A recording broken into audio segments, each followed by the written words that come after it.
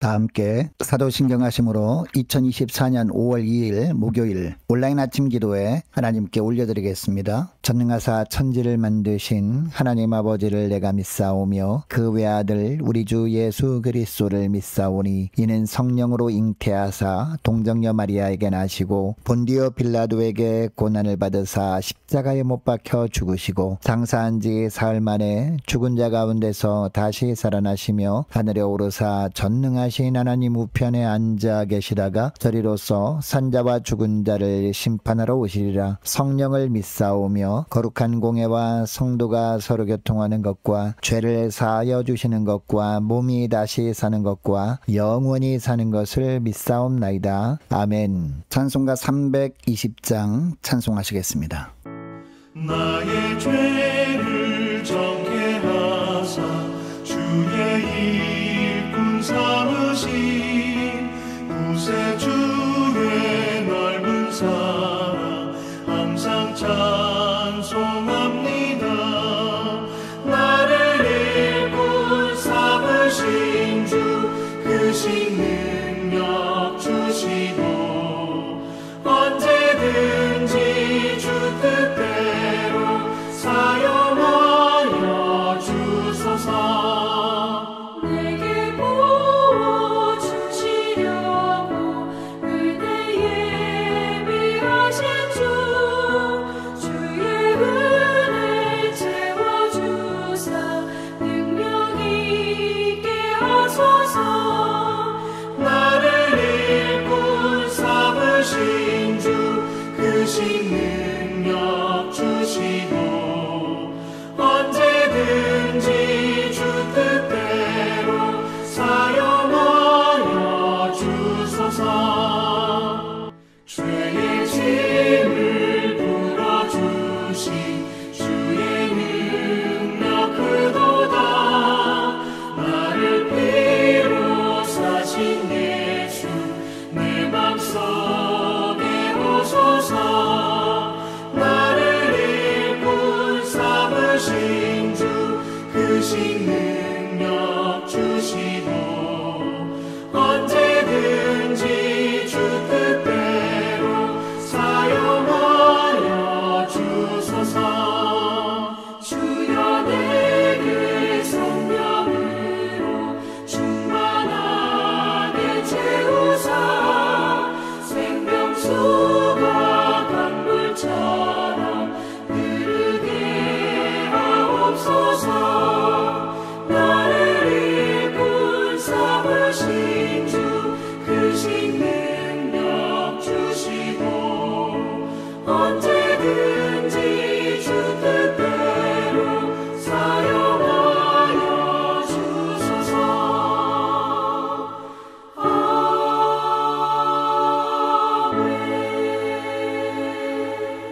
하나님 아버지 감사합니다. 오늘도 또 새로운 목요일 하루를 저희들에게 허락하시고 오늘 하루도 주님께서 말씀을 통해서 하늘의 능력으로 저희 심령 가운데 채우시고 승리의 삶을 살게 하시려고 불러주심을 감사합니다. 주님 부르심에 순종함으로 주 앞에 나와 다시 한번 주님의 말씀을 받고 하루를 시작하길 원합니다. 오늘도 말씀을 통해서 하늘의 은혜로 충만하게 저희 심령들 가운데 채워주셔서 흔들리지 않냐고 주님께서 인도하시는 길로만 나감으로 말미암아 오늘도 주님과만 동행함으로 승리의 축복을 누리며 하나님께 영광 돌리는 하루가 되게 하여 주옵소서. 감사드리오며 우리 주 예수 그리스도 이름으로 기도드리옵나이다. 아멘. 자, 이 시간에 하나님의 주시는 말씀은 사도행전 1장 12절부터 26절까지 말씀 보겠습니다. 자, 화면을 보시면서 사도행전 1장 12절부터 함께 합독하시겠습니다. 제자들이 감람원이라 하는 산으로부터 예루살렘에 돌아오니 이 산은 예루살렘에서 가까워 안식일에 가기 알맞은 길이라. 들어가 그들이 유하는 다락방으로 올라가니 베드로, 요한, 야고보, 안드레와 빌립, 도마와 바돌로메, 마테와 및 알페오의 아들 야고보, 셀로신 시몬, 야고보의 아들 유다가 다 거기 있어. 유다들과 예수의 어머니 마리아와 예수의 아우들과 더불어 마음을 같이하여 오로지 기도에 힘쓰더라. 모인 무리의 수가 약 120명이나 되더라. 그때 베드로가 그 형제들 가운데 일어서서 이르되 형제들아 성령이 다윗의 모세 입을 통하여 예수 잡는 자들이 길잡이가 된 유다를 가리켜 미리 말씀하신 성경이 응하였으니 마땅하도다. 이 사람은 본래 우리 수 가운데 참여하여 이 직무의 한 부분을 맡았던 자라. 이 사람이 불의의 삭스로 밭을 사고 후에 몸이 곤두박질하여 배가 터져 창자가 다 흘러나온지라. 이 일이 예루살렘에 사는 모든 사람에게 알려져 그들이 말로는 그 밭을 아겔다마라 하니 이는 피밭이라는 뜻이라. 시편에 기록하였으되 그의 거처를 황폐하게 하시며 거기 거하는 자가 없게 하소서 하였고 또 일렀으되 그의 직분을 타인이 취하게 하소서 하였도다. 이러함으로 요한이 세례로부터 우리 가운데서 올려져 가신 날까지 주 예수께서 우리 가운데 출입하실 때에 항상 우리와 함께 다니던 사람 중에 하나를 세워 우리와 더불어 예수께서 부활하심을 증언할 사람이 되게 하여야 하리라 하거늘. 그들이 두 사람을 내세우니 하나는 바사바라고도 하고 별명은 유수도라고 하는 요셉이요 하나는 matti아라. 그들이 기도하여 이르되 무사람의 마음을 아시는 주여 이 두 사람 중에 누가 주님께 택하신 바 되어 봉사와 및 사도의 직무를 대신할 자인지를 보이시옵소서. 유다는 이 직무를 버리고 제 곳으로 갔나이다 하고 제비 뽑아 matti아를 얻으니 그가 11사도의 수에 들어가니라. 아멘.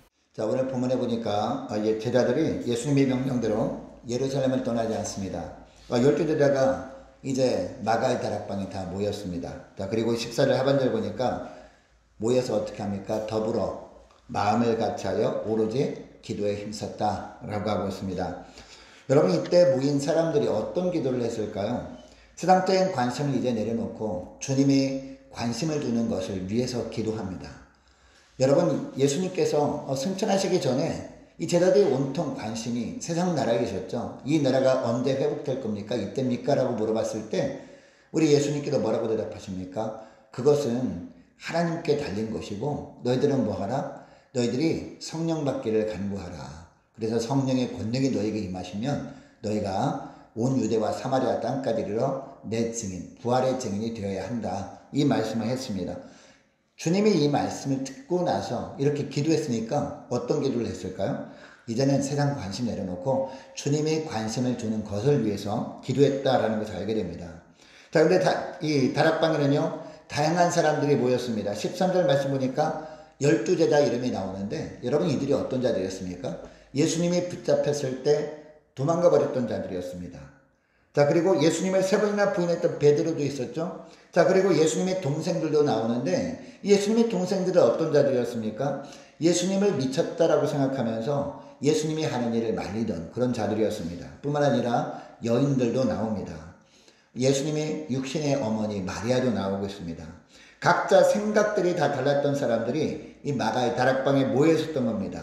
자, 그런데 이들을 하나로 뭉치게 했던 것은요, 다른 것이 아니었습니다. 예수님의 말씀에 순종하고 그리고 기도하는 것이었습니다. 각자 자기 마음대로 생각하고 행동하던 사람들이 부활의 증인이 되기 위해서는요, 단순한 순종과 기도가 필요했다라는 겁니다. 여러분, 오늘날도 마찬가지예요. 오늘날 이 새벽에 저와 여러분을 예배당에 불러 모아주신 이유는 뭡니까? 오늘 하루도 예수님의 부활의 증인으로 살게 하려고 이곳에 모아주신 겁니다. 우리가 오늘도 예수님의 부활의 증인으로 살기 위해서 다른 어떤 것보다도 필요한 게 무엇임을 알게 됩니까? 오직 기도하는 겁니다. 그리고 오직 순종하는 겁니다. 이것이 필요하다는 겁니다. 각자 생각이 다르고 삶의 환경이 다르지만 어떻게 하면 주님의 간절한 소원대로 오늘날로 부활의 증인된 삶을 살 수 있느냐? 주님의 말씀이기 때문에 그 말씀에 순종해 보는 겁니다.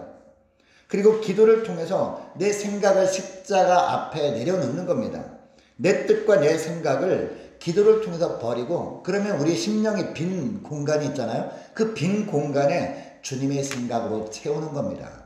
이렇게 할 때 우리 한 사람 한 사람의 심령에 성령의 능력이 임하게 되고, 그 성령의 능력에 붙들려서 오늘도 우리도 부활의 증인으로 비로소 사라지게 되는 겁니다.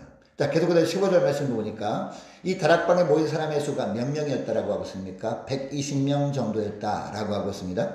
자, 그런데 고린도전서 15장에 보면 예수님이 승천하실 때 몇 명이 보았다라고 하고 있습니까? 500여 형제가 보았다라고 하고 있고요.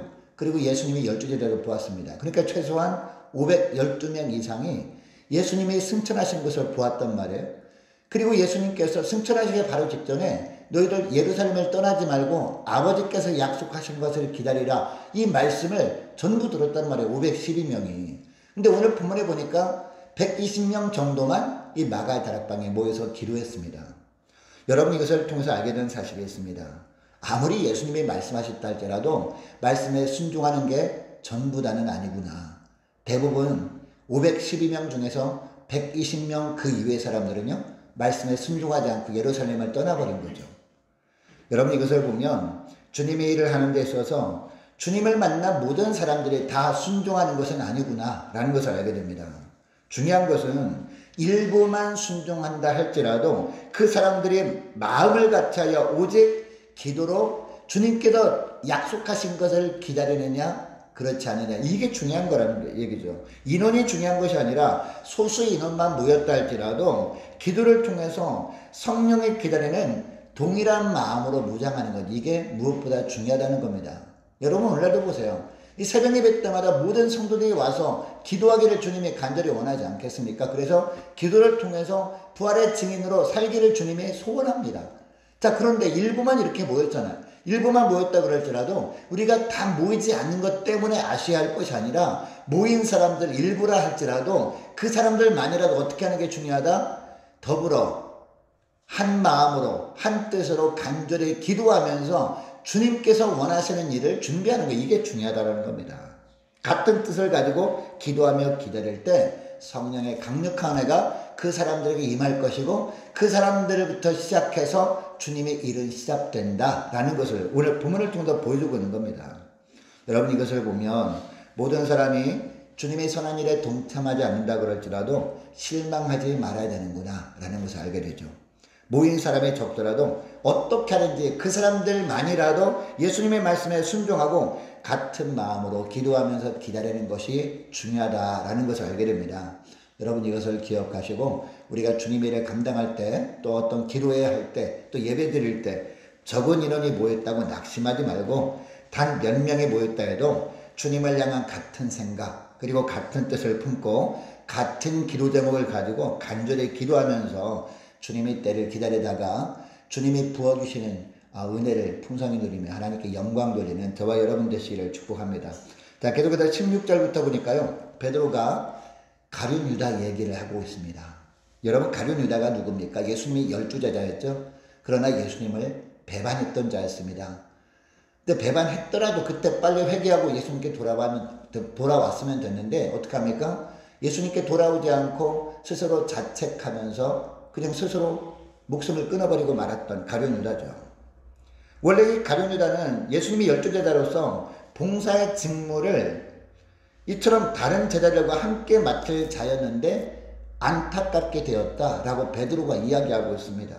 그래서 가룟 유다 대신 주님의 일을 할 사람이 필요하다, 이런 이야기를 하고 있습니다.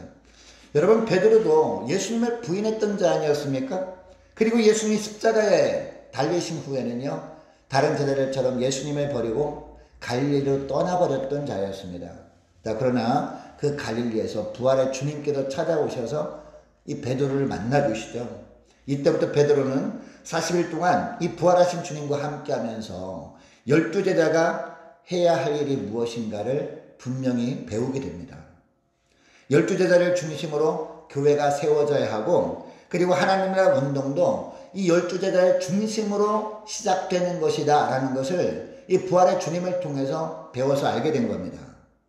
그래서 가룟 유다가 빠진 자리에 한 명이 채워짐으로 말미암아 온전한 교회가 이 땅에 세워지기를 베드로가 간절히 원해서 이 가룟 유다 이야기를 하면서 이 빈자리를 누구를 채우기를 원합니까? 라고 기도하자고 한 거죠. 그래서 21절부터 보니까 가룟 유다를 대신할 사람을 선출하는 장면이 나옵니다. 자, 그런데 어떤 사람을 세울 것인지 기준을 정합니다. 자, 기준을 정하는데 21절 말씀 보시기 바랍니다.